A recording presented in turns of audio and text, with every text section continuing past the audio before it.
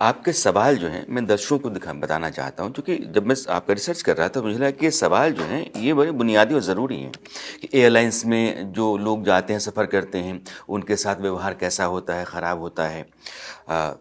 जो अस्पताल में मरीज़ है उसको किस तरह का ट्रीटमेंट मिलता है। अगर खुदा न खास्ते मर गया तो उसकी डेड बॉडी को पैसे के लिए कब्जे में रख लिया जाता है।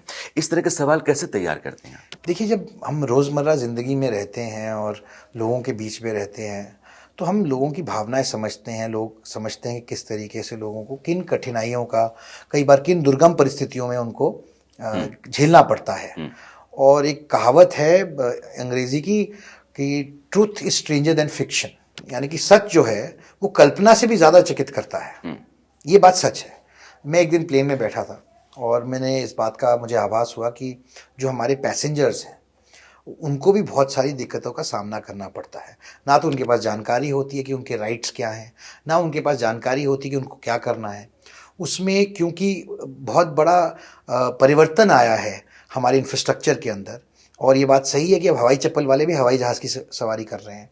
उसमें हिंदी भाषी प्रदेशों से भी लोग आते हैं, अलग अलग भाषाओं से भी आते हैं प्रदेशों से, जो शायद पहली बार सफ़र कर रहे हैं। उनको अपने राइट्स नहीं पता, उनको तौर तरीके नहीं पता, और कहीं ना कहीं उसकी वजह से उनको भी गलत समझ लिया जाता है। हमें पता है कि एयर क्रू का क्या राइट है, हमें पता है एयरलाइंस का क्या राइट है, पर हमें ये नहीं पता कि एक नागरिक जो एक पैसेंजर है उसका क्या राइट है। उसका भी तो कोई हक बनता है। क्या उसको पानी मांगने का हक है कि नहीं है प्लेन के अंदर?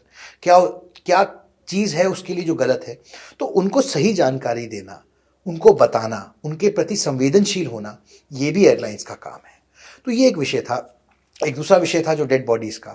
ये मैंने खुद देखा जब मैं मीडिया का संचालन करता था, और अन्य माध्यमों से मुझे पता लगा कि ऐसा एक नेक्सस है जहाँ पर डेड बॉडीज़ को रोक लिया जाता है। उनको या तो मृत नहीं डिक्लेयर किया जाता, या फिर उनकी डेड बॉडी को तब तक रिलीज़ नहीं किया जाता जब तक उनका पूरा का पूरा बिल सेटल ना हो।